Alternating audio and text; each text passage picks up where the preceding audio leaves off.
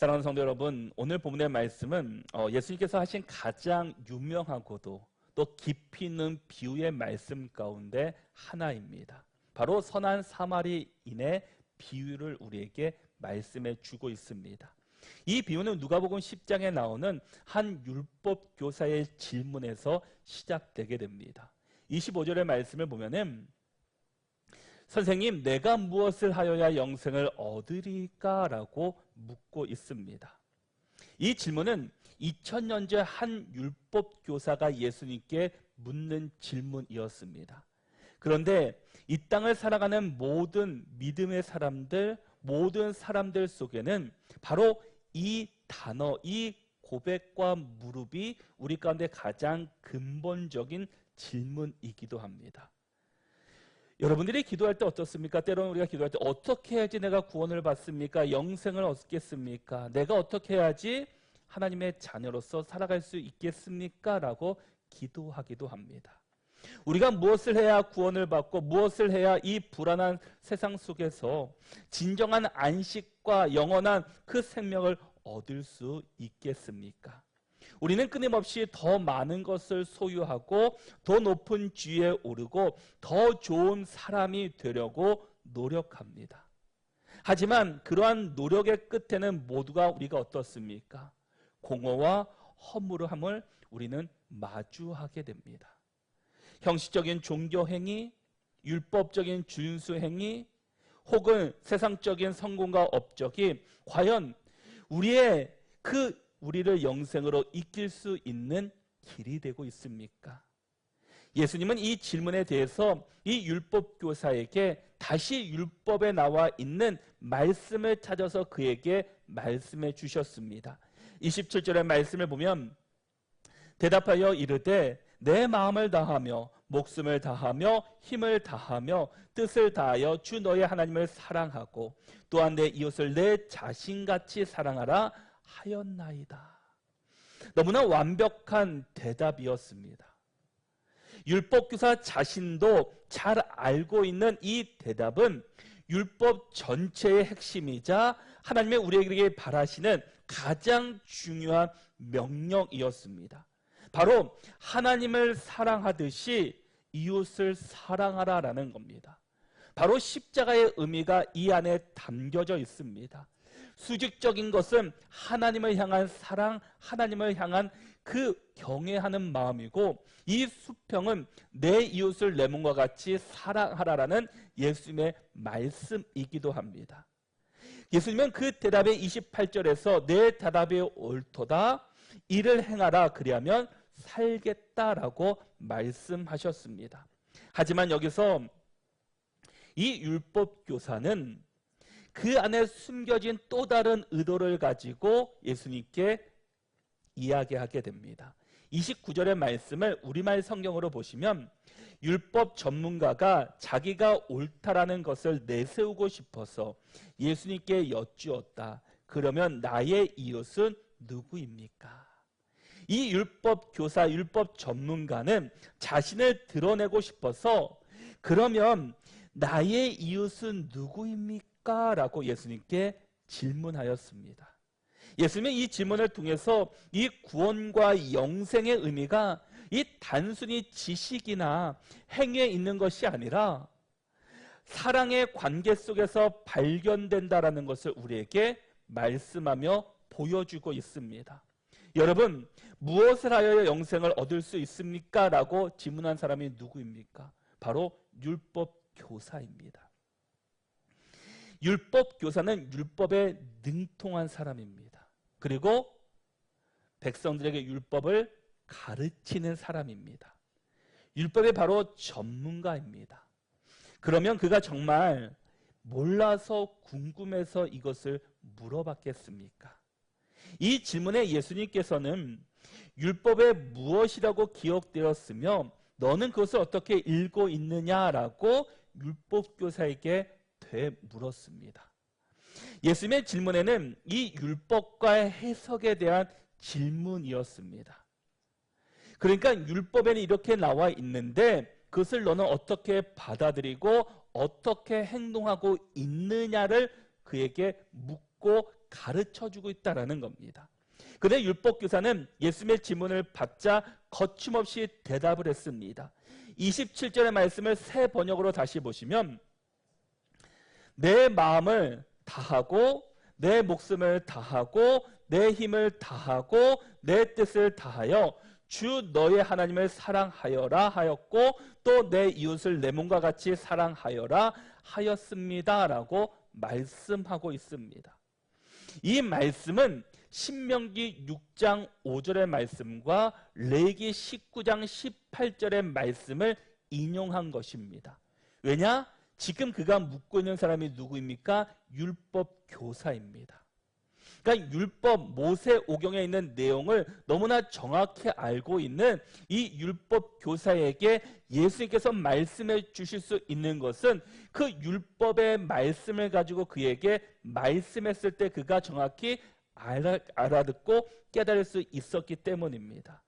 주저없이 대답하는 것을 보니 그가 궁금해서 결코 물어본 것은 아니었습니다.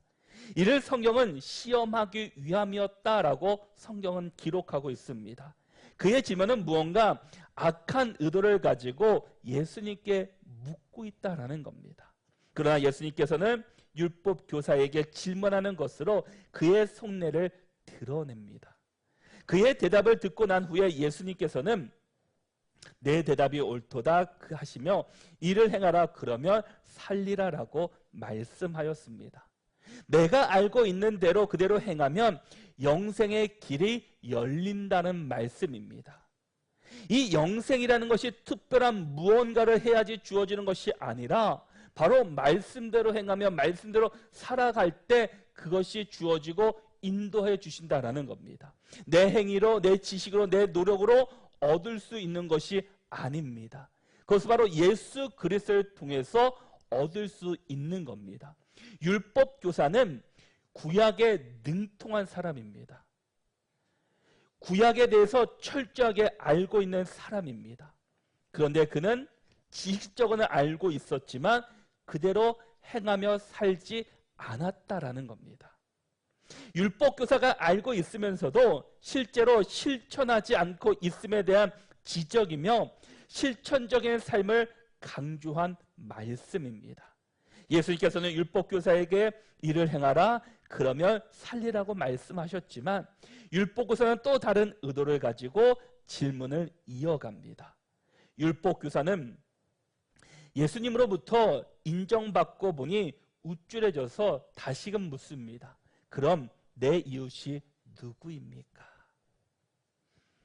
이 질문은 자신의 이웃이 누구인지 몰라서 물어보는 질문은 결코 아닙니다. 여기서 이웃으로 번역한 이 헬라어 프레시온이라는 단어는 동질성을 가진 집단이라는 의미를 가지고 있습니다.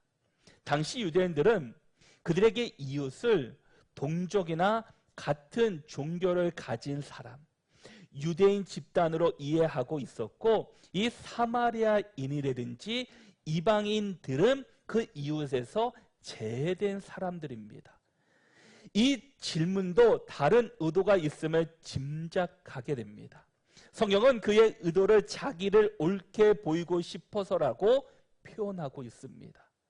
이 표현의 원어를 직역하면 의롭게 하기를 원해 또는 정당화시키기를 바라면서라고 번역할 수 있습니다.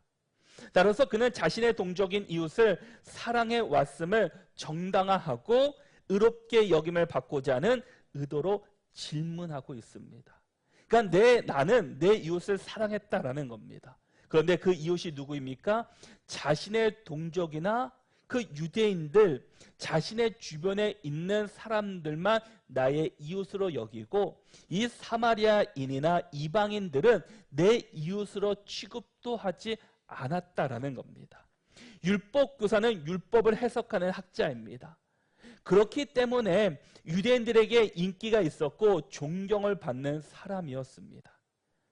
그래서 그들에게는 랍비라는 이 칭호가 부여되었습니다. 그런 그가 던진 첫 번째 질문과 이 두 번째 질문 모두 가볍게 대답할 수 없는 질문들이었습니다. 어떤 대답을 하느냐에 따라서 예수님의 입장이 아주 곤란해질 수 있기 때문이었습니다. 예수님께서 그의 질문을 받으시고 비유를 들어주십니다. 그것이 바로 우리가 잘 알고 있는 선한 사마리아인의 비유의 말씀이었습니다. 30절 말씀을 보시면 예수께서 대답하여 이르시되 어떤 사람이 예루살렘에서 여리고로 내려가다가 강도를 만나매 강도들이 그 옷을 벗기고 때려 거의 죽은 것을 버리고 갔더라라고 말씀합니다. 어떤 사람이 이 여리고라는 곳에서 그 예루살렘이라는 곳에서 여리고로 내려가고 있었습니다. 왜 내려가느냐 하면은 이 예루살렘이라는 곳은 해발 750m에 있었습니다. 그리고 여리고는 해저 250m에 있습니다.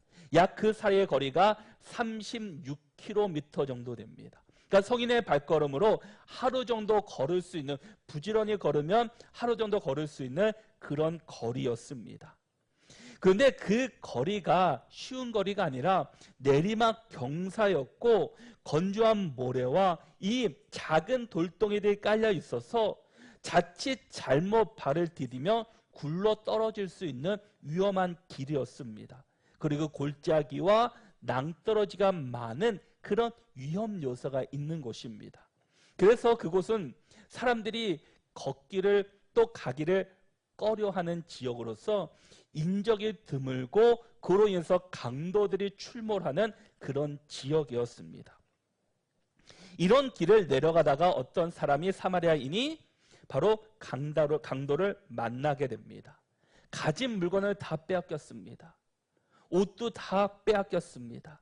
그리고 거의 죽은 거와 마찬가지로 버려졌습니다. 그런 상황 속에서 지금 강도들은 아무런 조치도 취하지 않고 그냥 가버립니다.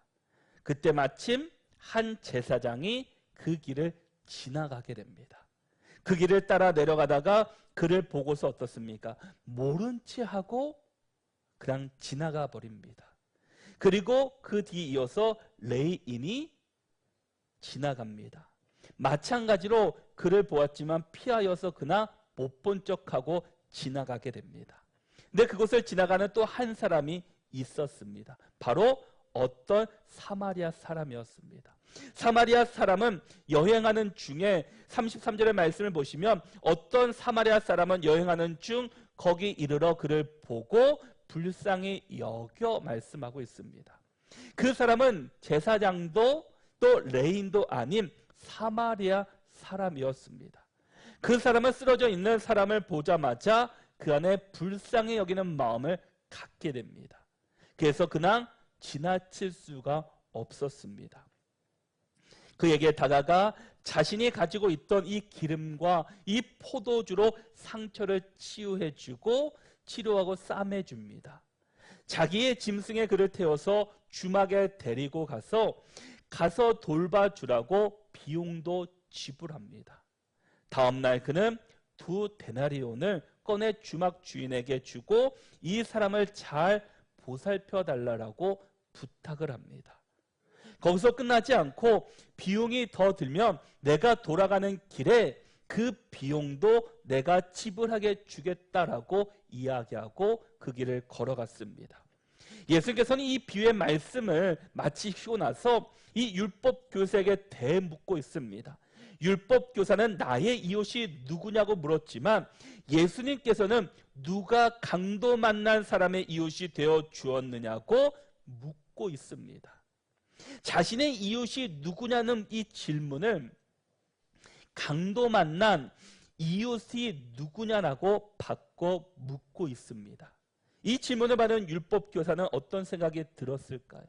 어떤 마음을 또 깨달았을지 우리는 알 수 없지만 궁금해지기도 합니다. 그러나 그가 대답하기를 어떻게 대답합니까? 37절의 말씀을 보시면 이르되 자비를 베푼 자니이다. 예수께서 이르시되 가서 너도 이와 같이 하라 하시니라. 예수님의 질문에 율법 교사는 사마리아인이라고 하지 않고 자비를 베푼 사람이라고 대답합니다. 왜 그렇겠습니까? 유대인들이 사마리아인들을 혐오하고 상종하지 않는 관계인을 감안해서 그가 사마리아인입니다라고 이야기하지 못하고 자비를 베풀 사람입니다라고 바꿔서 이야기하고 있다는 겁니다. 무엇보다 도전적인 질문에 대한 예수님께서는 그 대답법이 매우 놀랐습니다. 화를 내거나 불쾌감을 나타내지 않습니다. 예수님께서는 질문과 비유를 그를 대하고 있습니다. 율법 교사가 자신을 옳게 보이려고 하는 의도된 질문마저도 예수님께서는 지혜롭게 그에게 대답해 주셨습니다. 예수님께서는 이 사건을 통해 누가 참 이웃인가에 대한 본을 보여주시며 이웃의 사랑의 경계를 넓혀주시고 계십니다. 동시에 질문자는 율법교사 스스로가 이 질문에 대답하도록 하고 있습니다. 자비를 베푼 사람, 그가 진정한 이웃임을 강조하고 있습니다. 여러분, 우리가 때로는 이 복음을 전하거나 또한 내 주변에 있는 사람들을 내 생각과 내 판단으로 그들을 정죄하거나 때로는 그 경계를 긋는 경우들이 있습니다. 저 사람은 결코 예수님을 믿지 않을 거야. 저 사람은 아무리 복음을 전해도 듣지 않을 거야 라고 우리는 미리 이 경계를 짓고 복음을 전하지 않습니다. 그러나 예수님께서 오늘 우리에게 말씀하시는 것은 우리의 이웃이 우리 눈에 보이는 경계선에 있는 이웃에 멈추는 것이 아니라 모든 사람이 우리의 이웃이고 복음을 들어야 하는 사람이다라는 것을 우리에게 말씀해 주고 있습니다. 우리는 복음을 전하는 자지 그 듣고 변화되는 사람은 하나님께서 그들을 변화시키시고 인도해 주실 것입니다. 그리고 우리는 내 한계에서 멈추는 것이 아니라 계속해서 꾸준히 계속해서 복음을 전하고 또 우리가 주신 말씀대로 우리가 행하며 살아가야 합니다. 그것이 오늘 본문 가운데서는 사랑이라는 모습으로 우리에게 말씀해 주시고 계십니다. 그 복음 안에 진정한 사랑이 무엇인지를 우리에게 이야기해 주고 있다라는 겁니다. 복음이라는 것이 무엇입니까? 내가 하나님의 말씀에 예수님의 뜻대로 살아가는 우리의 모습입니다. 그런데 이 복음이라는 것이 예수님의 말씀대로 살아간다면 예수께서 주신 그 사랑 안에 우리가 머물러야 한다라는 겁니다. 그 사랑을 우리가 전해야 된다라는 겁니다. 바로 오늘 본문에서 유대인들의 잘못된 관념과 이 신념을 완전히 뒤집어 놓으셨습니다. 한계를 초월하는 사랑이 경험되는 곳, 그곳에 바로 진정한 이웃을 위한 자리가 존재함을 보여줄 뿐만 아니라 결론적으로 율법 교사에게 아주 명료하게 말씀하고 있습니다. 너도 이와 같이 하라. 율법 교사가 안 한 건 아닙니다. 그도 율법대로 사랑하고 또 율법대로 살았습니다. 그런데 그는 경계선을 지었다라는 겁니다. 내 동족, 내 주변에 있는 사람들, 내가 선택적인 이웃으로 살았다라는 겁니다. 사마리아인이나 이방인들에게는 그 경계를 짓고 가까이 하지 않았습니다. 근데 예수님께서는 그들도 너의 이웃이다라는 것을 말씀해 주고 그와 같이 너희들도 그들 가운데 복음을 전할 것을 말씀하고 있습니다. 예수님께서는 말로만 이렇게 하지 않으셨습니다. 예수님이야말로 우리에게 가르치신 대로 사셨던 분입니다. 예수님의 비유 속에 들어있는 이 사마리아인이 바로 예수님의 모습으로 나타나고 있습니다. 왜냐하면 예수님께서는 다음과 같은 일을 행하셨기 때문입니다. 예수님은 사마리아인처럼 멸시와 천대를 받으셨습니다. 죄로 인하여 사망 선고를 받고 죽어가는, 즉 강도 만난 사람과 같은 우리를 외면하지 않으시고 우리에게 다가오셨습니다.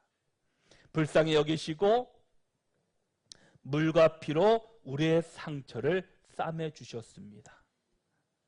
치료해 주시고 회복시켜 주셨습니다.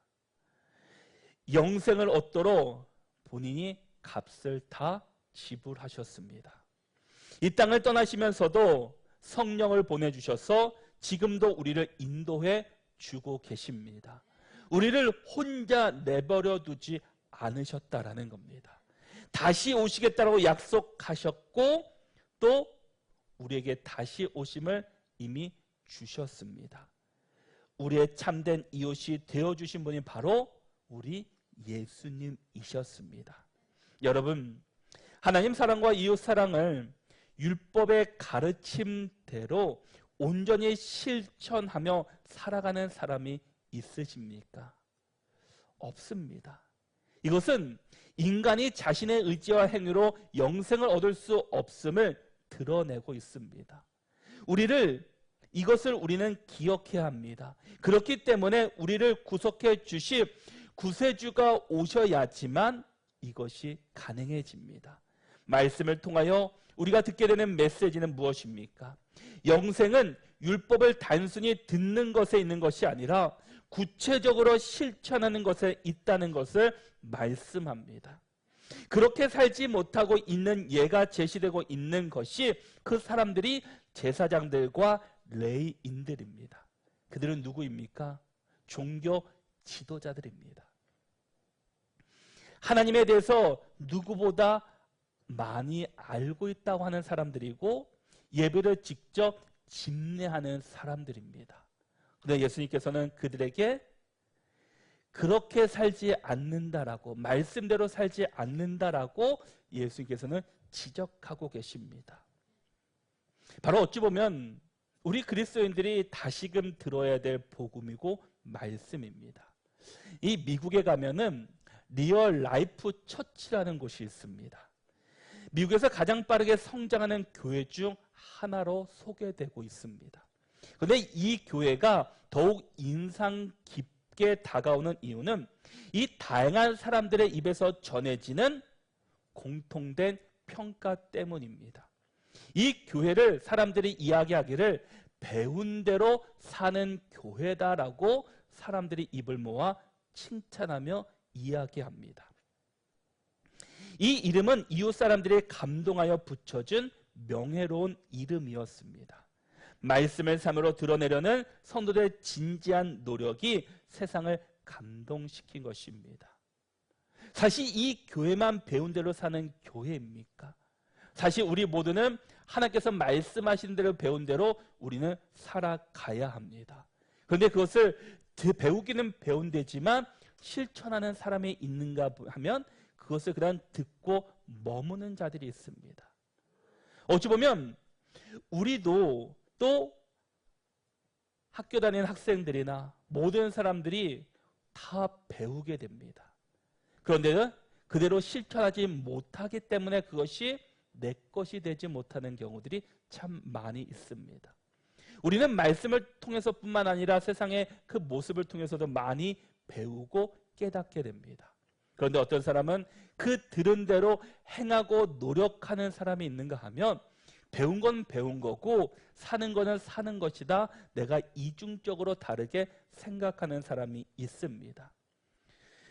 우리가 늘 말씀을 듣습니다. 1년이 52주입니다. 그런데 1년에 여러분들이 말씀을 몇 번이나 듣는 것 같습니까? 뭐 말할 수 없을 것 같습니다. 200번, 300번 이상 말씀을 듣습니다. 주 5일 동안 새벽 기도의 말씀을 듣고 수요 예배, 주일 예배, 오후 예배까지 듣는다면 300번 이상 하나님의 말씀을 듣고 계십니다. 그런데 우리가 듣긴 듣지만 우리가 그 말씀대로 살지 못하고 있습니다. 우리가 구원이라는 그 이름, 아니면 복음이라는 그 이름, 우리가 남들에게 그것을 전하고 선포하는 것 매우 귀하고 우리가 해야 될 일입니다. 그런데 먼저 우리가 그 말씀대로 살아가야 합니다. 배운 대로 살아갈 때 우리의 모습 속에서 자연스럽게 그들에게 복음이 전파되고 그리스도의 향기가 전파되게 됩니다. 어쩌면 우리도 이 레위인과 제사장들의 모습처럼 살고 있을지도 모릅니다. 그들은 자신들의 율법 전승에 따라서 부정한 것을 만지지도 않을 것으로 생각할 수 있지만 사랑이 없이 형식적인 율법을 따르고 있음을 지적하고 있습니다. 유대인들이 갖고 있던 이웃에 대한 개념을 비유를 통해서 예수님께서 완전히 바꾸어 주셨습니다. 이웃은 혈통이나 특정한 민족에 따라 결정되는 것이 아니라 행동에 의해 결정된다는 겁니다. 한계를 초월하는 사랑이 경험되는 곳, 그것이 바로 이웃을 위한 자리입니다. 율법을 행한다는 것은 사랑의 실천을 의미하며 사랑을 실천하는 자에게 하나님의 나라가 예비되어 있습니다. 율법의 이행은 영생으로의 길이며 사마리아인의 비유는 율법의 실제적인 준수가 무엇인지를 우리에게 가르쳐주고 있습니다. 사랑은 행동입니다. 처음 질문에 이를 행하라 그러면 살리라 라고 하셨던 이 예수님의 두 번째 질문도 너도 이와 같이 행하라 라고 말씀하셨습니다. 이 말씀은 우리에게도 동일하게 적용되는 말씀입니다. 어떤 특수한 사람만 사랑을 실천할 수 있습니까? 사랑은 대상을 가리지 않습니다. 사랑받을 수 없는 사람은 아무도 없습니다. 사랑은 기분이나 감정이 아니라 의지와 자유에 의한 행동입니다. 하나님의 사람에게 이웃을 사랑하는 것은 너무나 자연스러운 일이고 반드시 해야 되는 모습입니다. 왜냐하면 하나님은 사랑이시기 때문입니다. 하나님을 사랑하는 사람은 곧 이웃을 사랑해야 합니다. 그래서 하나님께서 우리에게 말씀해 주신 것은 하나님 사랑하듯이 이웃을 사랑하라라고 말씀하셨습니다. 근데 우리는 하나님을 너무나 잘 사랑합니다. 하나님이 어떠한 존재이고 하나님이 어떠한 분인지는 우리가 이미 잘 알고 있습니다. 얘기하지 않아도 여러분들이 다 알고 또 느끼고 있습니다. 그런데 그 사랑을 받았으면 우리가 그것을 통해서 이웃에게 그것이 전파되어야 하는데 그 하나님의 사랑 안에 우리가 여전히 머물고 있습니다. 이 교훈은 단순한 이웃을 사랑하라는 이 교훈을 넘어서 정말 우리가 오해하고 있는 구원의 개념들을 우리에게 이 본문을 통해서 말씀하고 있습니다.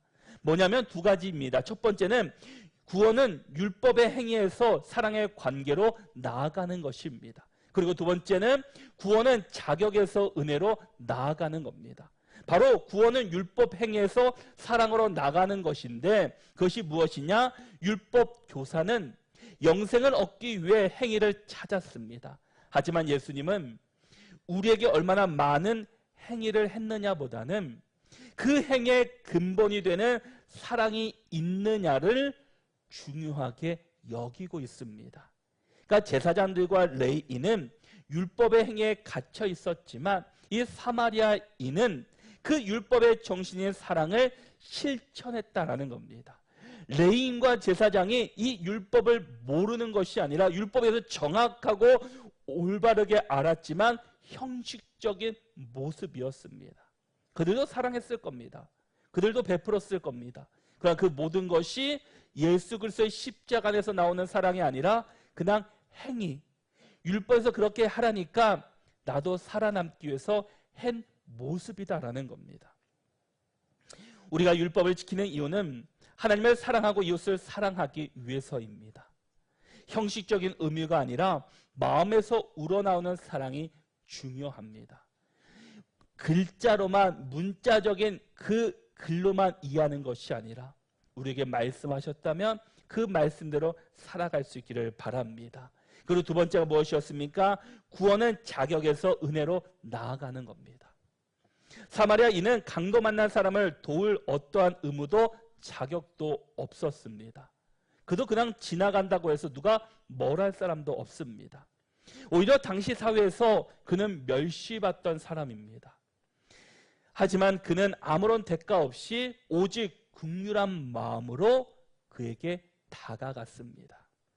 이는 우리가 구원을 얻을 만한 어떤 자격이 있어서가 아니라 오직 하나님의 무한한 은혜와 긍휼 때문에 구원받았음을 보여주고 있습니다. 우리가 받은 이 은혜를 이제 이웃에게 흘러보내는 것이 바로 진정한 구원받은 자의 삶의 모습입니다. 우리의 구원은 나 혼자 잘 믿고 잘 사는 것이 아니라 받은 사랑을 나누는 삶을 통해서 그것이 이루어집니다. 마태복음 25장 40절 말씀에서도 임금이 대답하여 이르시되 내가 진실로 너희에게 이르노니 너희가 여기 내 형제 중에 지극히 작은 자 하나에게 한 것이 곧 내게 한 것이니라 하시고라고 말씀합니다.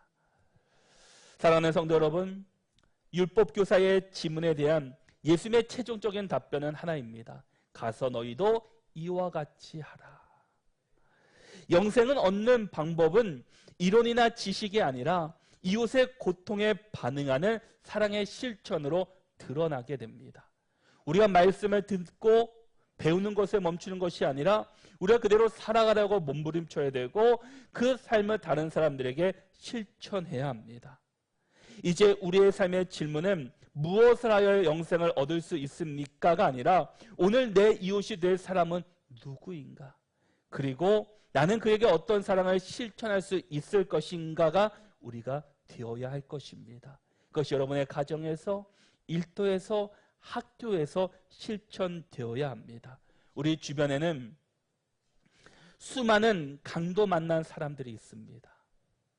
경제적으로 어려움을 겪고 있는 이웃도 있었고, 외로움에 지쳐있는 사람들도 있고, 따돌림 당하는 그 어린 아이들도 있고, 상처 입은 가정 등 여러 가지 모습으로 그 외면받고 있는 사람들이 우리 주변에 있을 겁니다. 그리고 구원의 손길을 지금 내민 사람들도 있을 겁니다. 그들을 손을 잡아줄 수 있는 사람은 바로 저와 여러분들입니다. 우리가 이제 세상을 향해 나아갑니다. 우리가 이곳에서 말씀을 들었고 말씀 가져주시는 하나님의 마음을 품었습니다. 그러면 내가 세상에 나가 한 주간 살아갈 때 그 말씀이 지식이 아닌 실천으로 나갈 수 있고 행동으로 드러내는 저와 여러분들이 될 수 있기를 바랍니다. 아니 내가 생각나는 한 사람에게 전화한다든지, 아니 그 사람에게 다가가서 사랑한다라는 그 말 한마디가 그 사람을 바꿔줄 거고 변화시켜 주실 것이고 그들에게 새로운 마음을 허락해 주실 것입니다. 바로 우리가 잘했기 때문에, 우리가 사랑이 많아서 하는 것이 아니라 바로 예수님께서 나를 통해서 이루어 주시기 때문입니다. 우리 모든 성도들이 한 주간도 믿음으로 살아가시고 또 주신 말씀 붙들고 반응하며 살아가는 저와 여러분들이 다 되시기를 바랍니다.